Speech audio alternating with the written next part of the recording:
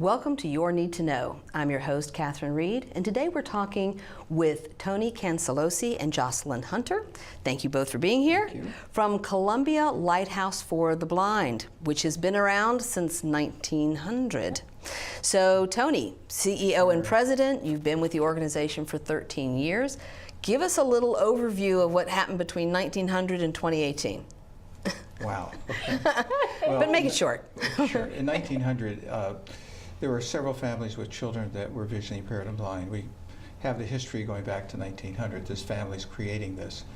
And one of the major things is when you have children with disabilities, at least I know in some of the cases that we deal with, is that you want to know what's going to happen to them when you pass on. So the people in the 1900, the families that looked at this, had the insight to say, we need to take care of our children. And the only way we're going to do that is to give them some skills, some ability, or some trades to learn so they can be independent as we pass on. So that history has carried way into 2018. We provide training for people for jobs, which is the highlight. That's very key for us. But we offer all the other services that go with it: independent living skills, orientation, mobility, more importantly, travel training. But we really treat the whole person so that we give them all the skills they need to be independent. So, Jocelyn, you came to my Rotary Club and gave a presentation because up to that point, I had never heard of you before. And you did a wonderful job in talking about the many programs this organization has that just blew our minds as far as art programs, golf tournaments, skiing. I mean, things you're like, but wait a minute, aren't these people blind? Mm-hmm. So tell us a little bit about how you have grown these programs. Sure. Well, thank you for inviting us to attend your meeting.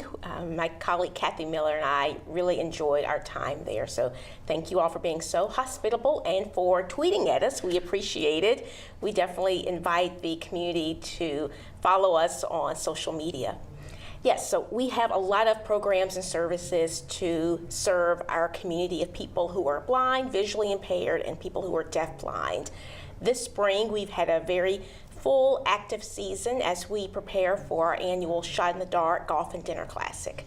It's scheduled for Monday, May 21st at Woodmont Country Club in Rockville. And for viewers not familiar with Woodmont, it is the U.S. qualifying course. It's quite a treat to have access to this exclusive club.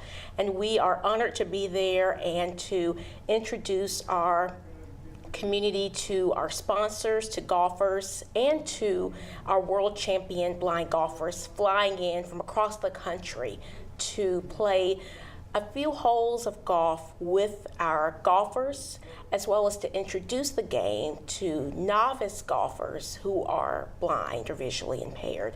It's a very unique national tournament, and we're delighted to return it to Woodmont for the 6th annual. Well, yeah, and so you kind of we were blown away by the fact that you have this golfer who learned to play, if I recall correctly from your presentation, after he lost his sight. You're right. You're right. Phil Blackwell, one of the world champion blind golfers, he learned the game of golf after becoming completely blind. That is astonishing. And he is quite the champion. And so he will be at this tournament? He will be at the tournament Monday, May 21st. There are still spaces open if you're interested in coming out playing golf. Visit our website, clb.org, or give us a phone call. And also the evening highlight, aside from the clinic, for golfers who are new to the sport, who are blind or visually impaired, we have a dinner and an auction, a silent auction and a live auction, where we will auction off an array of items from sports memorabilia, Go Caps, to restaurant gift certificates, to really nice cuisines in the DC area, and a homemade quilt, handmade quilt, and just a really good selection of items. Is this your main fundraiser? It is one of your main fundraisers to support our programs and services.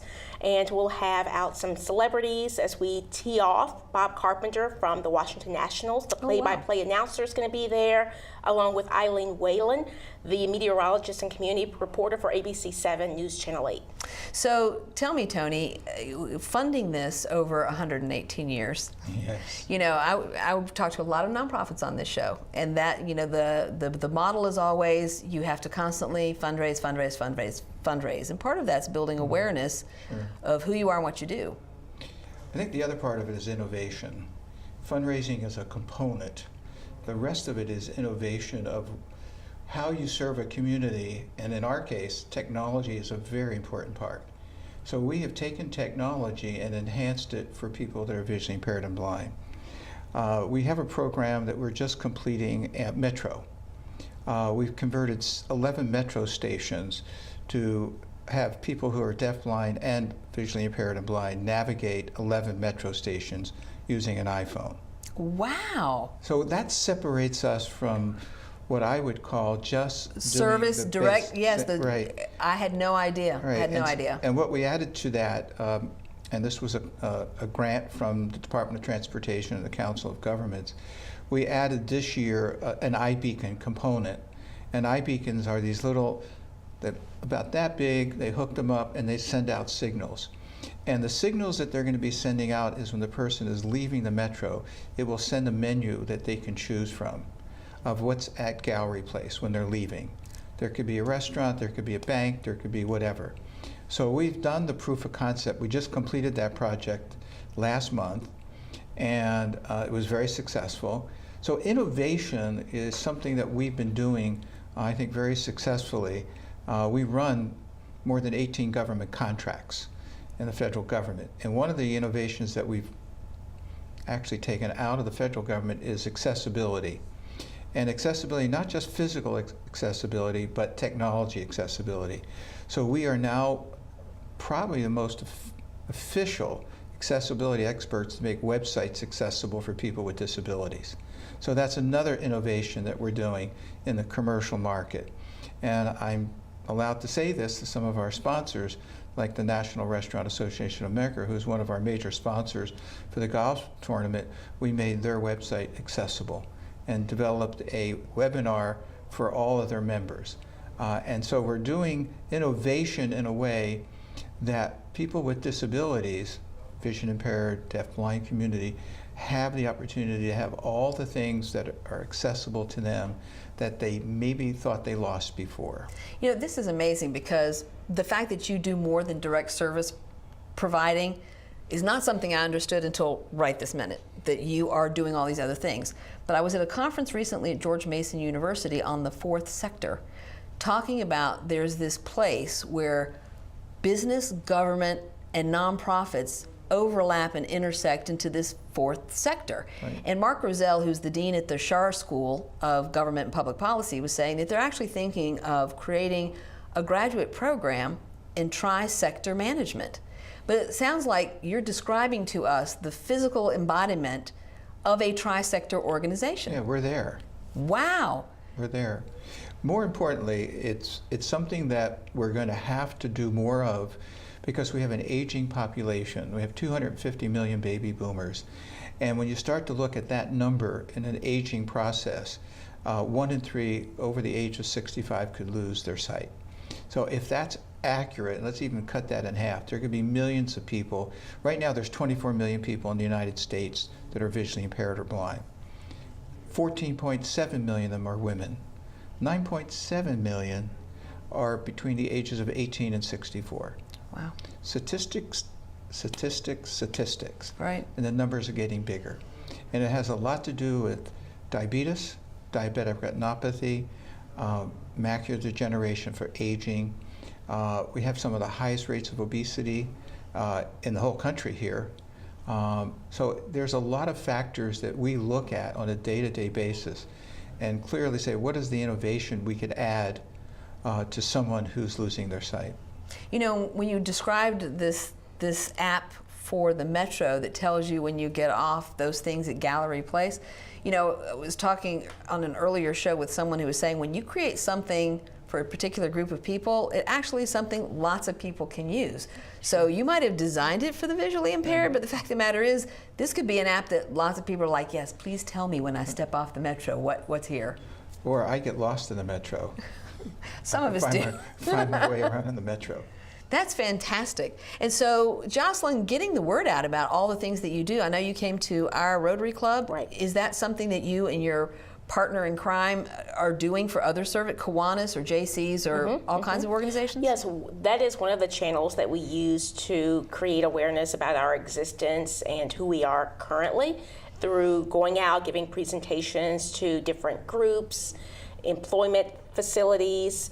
We have a team of experts at Columbia Lighthouse for the Blind in employment services, our deafblind program, technology. So they work with us to share the responsibility of making our presence known and our capabilities, working closely within the different education fields, whether it's colleges, universities, or schools, high schools, elementary schools, making them aware of our programs, whether it's our annual camp that's coming up in June, or the existence of our ability to teach someone how to travel independently, introducing them to the college campus, whether it's George Mason here in the county or if it's Catholic University in the District of Columbia.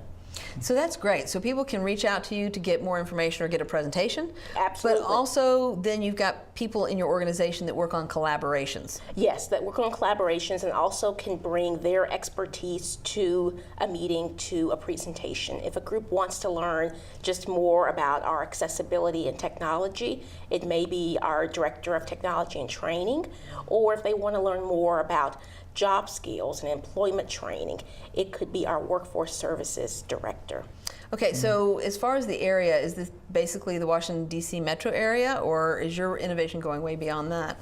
Well, with the National Restaurant Association. Right, it says and national. And other national groups that we're working on, we're going national from the accessibility standpoint. We just did, I don't know if anybody knows about Carmine's Restaurants in Washington, D.C., but they have restaurants all over the world. And we did their website. And right now, also I can mention my eye doctor here in Washington, D.C. Oh, wow. And we just did their website. And as part of our assessment, we give out a little Good Housekeeping seal that you can put on your store window. And so we are delivering 100 of those to my eye doctor right now. And so my eye doctor has been great support for our programs for children. A lot of schools do not give eye exams anymore. I know they don't. And so we provide 2, 3, 4, 5 named doctors, all certified doctors. And I am going to ask you to name the doctors right after this break. Please join us as we talk to Columbia Lighthouse for the Blind. Leaving hot coals improperly extinguished can cause a wildfire. Hey guys, it's Smokey! It looks as if Smokey is going to use the drown, stir, drown and feel technique. After the first drown, a good start. Next, another drink. And finally, a close feel. Is it cool? Okay. Yeah. Hey, Smokey, catch! Oh, my bad, Smokey. Only you can prevent wildfires. I'll never forget the day our landlord called and said, "Read your lease. No pets allowed." My owner tells him my dog ate the lease, but that didn't work. And now I'm stuck in a shelter. But this pit bull is ready for a new crib. I'm loving, loyal, and play well with others. So don't be intimidated by all my muscles, because the biggest one I have is my heart. That's right, I said it.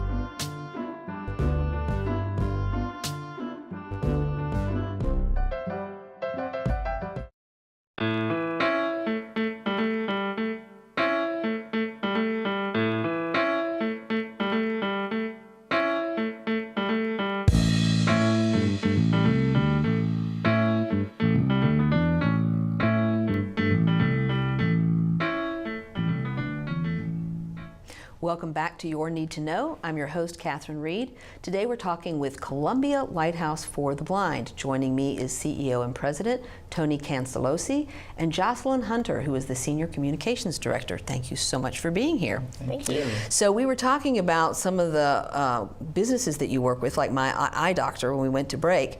Talk a little bit more about your work with websites and making websites disability friendly. Sure. Well, a lot of websites that have been designed always seem as they can take it to a certain level and think that it's accessible for all people with disabilities. And when we go in and test their websites, it's not.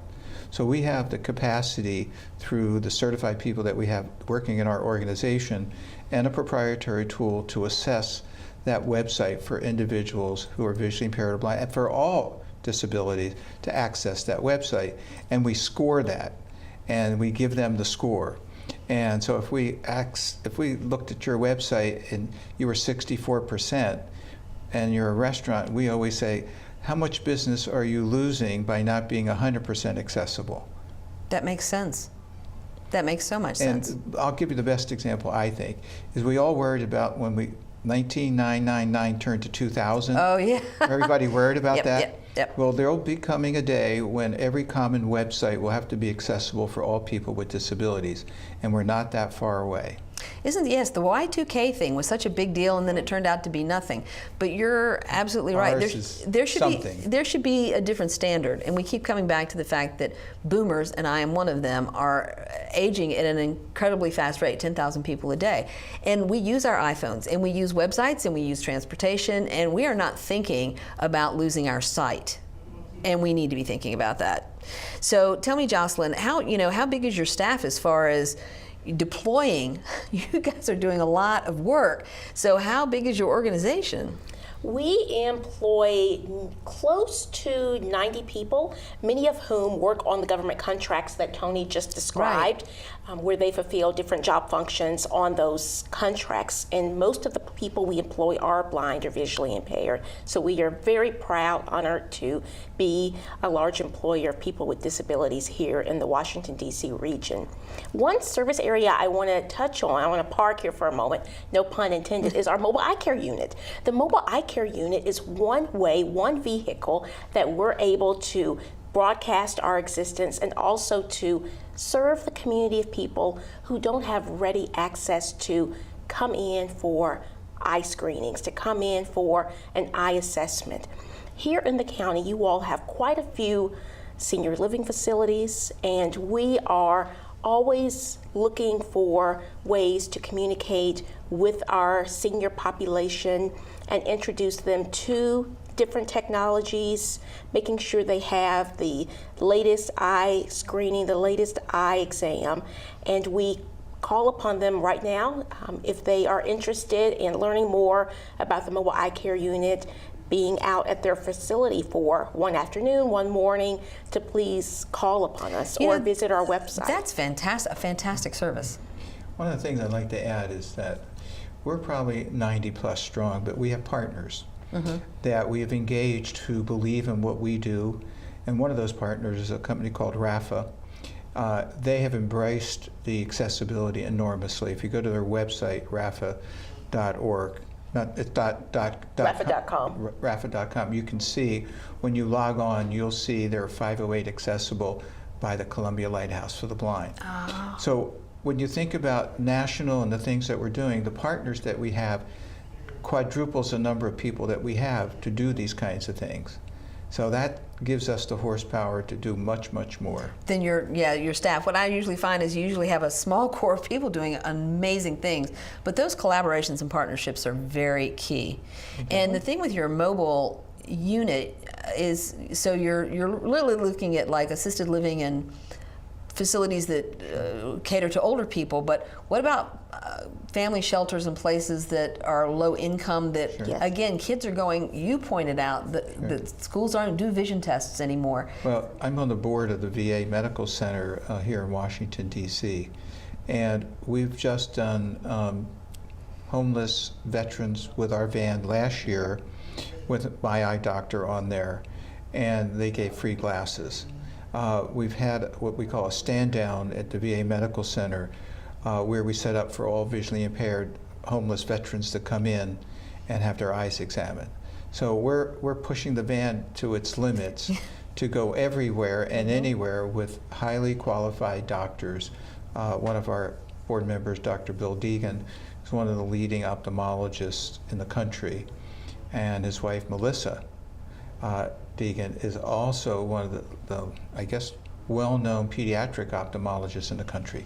So we're not just looking at this and saying, okay, we have a doctor to do this. We have top-notch quality certified doctors. Well, it does concern me, especially for school children, because my Rotary Club has actually done vision testing for low-income families before the kids go to school as part of their getting their immunizations and that sort of thing. Because sometimes access, even when and we have a number of free clinics in this area that provide health care regardless of ability to pay, but vision care, just like dental care, is not something that necessarily is included in that. So sending kids to school when you don't know whether or not they can actually see well is problematic, and Fairfax County is huge. Yeah, we did Montgomery County a couple of months ago with a couple hundred children that we looked at. And when we go through these exams, they're full exams. And so their eyes are dilated and everything. So we can determine other things that might be going on. So, and we have a process to finish As my that. ophthalmologist told me, he's like, when I look into your eyes, Catherine, I can tell all kinds of things about your Right. general health. I'm sure. I'm like, Yeah. really, can you? And he Yeah. says, yes, I can. And Yeah. so, Yeah. to your point, I believe in that too. It's true. Right. Is an essential part of this. So let's get back to something that's very fun, I think, is the athletic portion of your programs, because people do not think about visually impaired athletes. I mean, we know that there's Para-Olympics and there's Special Olympics or whatever, but you've got people skiing and golfing, and people do not think of visually impaired athletes that way. The one thing I want to add about our golf tournament, we do have a clinic at the golf tournament of where the pros come in and teach visually impaired and blind individuals how to play golf. That was the beginning of why we had this. And that's people of any age, I'm assuming. Any age. Any age. Any age. So, and any gender. So, Yeah. So that was a big part of what we did. It's the same thing what we've done with our Light the Way 5K race that we had. It was all racing, about. I forgot about that. It yeah. was all about someone tethering another runner. Skiing, which is amazing. We just had a skiing trip this past year. I can't even imagine. I wouldn't get on skis and I can see. So. Yeah, and so you take the athletic side of it and then get into where we had an art show of all blind artists that we just had at Busboys and Poets, which is another one of our great sponsors. If you haven't eaten at Busboys and Poets, I you love should. Busboys and Okay, Poets. all right. All of their locations. All right. Well, get their grilled cheese. Grilled cheese sandwich is the best. But anyway, we're all about what I said earlier, trying to make the whole person become whole again. And that's what we're all about. So is the art show one of your major events? Do you do that every year? Yes, it is an annual event, and here is a display of some of the works that are on exhibit at Busboys and Poets, the 14th Street location in DC. And we've got 5 artists' works on display, and they are incredibly talented, as you can tell from there. And the exhibit will be up through mid-July. So we invite people to come out and to take a tour and to really enjoy it, to experience it. So and the work is for sale. That was my next question. Is like, is it an exhibit, or can people buy these works? Right. They can buy these They works. can buy them. That's fantastic. I think you were just stretching people's imagination about what visually impaired people are capable of doing, and also helping us to understand that an investment in what you're doing is an investment of helping people in our community, especially the ones who haven't lost their sight yet.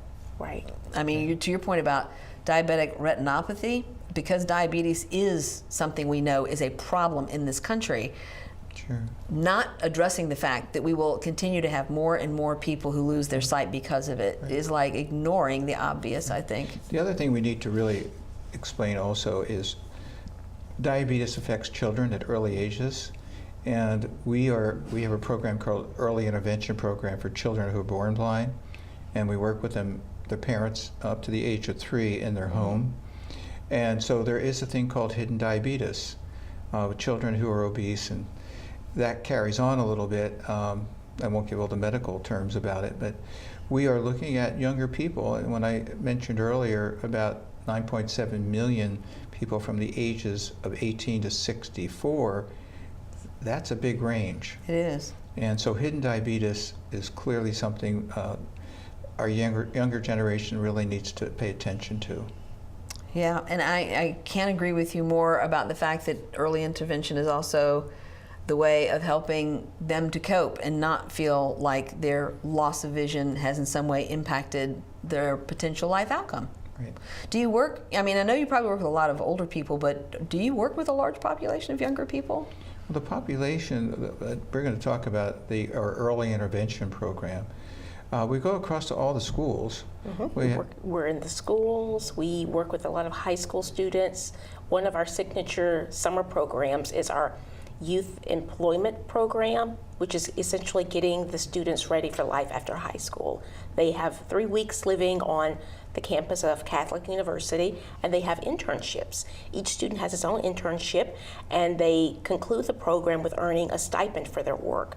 They interact with each other, they're learning from their supervisors, they are refining their socialization skills, they're learning more workforce skills, they're learning independent living skills, preparing their snacks, managing their day, managing their time up in the morning, making sure they can travel independently to their internship sites. So it's very valuable, and it helps them gain even more confidence, which is needed, especially for life after high school and even during high school. And we serve quite a few adults who are not senior adults through employment training or through just programming that's more general, whether it's mobility, learning how to get from the apartment to maybe a new place of employment. And we have our deafblind program as well for individuals who are deafblind to learn those same skills that we teach people who have visual loss, not with a deafness or hard of hearing. You know, this is so important because integrating people with disabilities into our local communities has been the goal for years and years and years. And so I want to thank both of you, Tony and Jocelyn, for being here. And this is exactly what you need to know.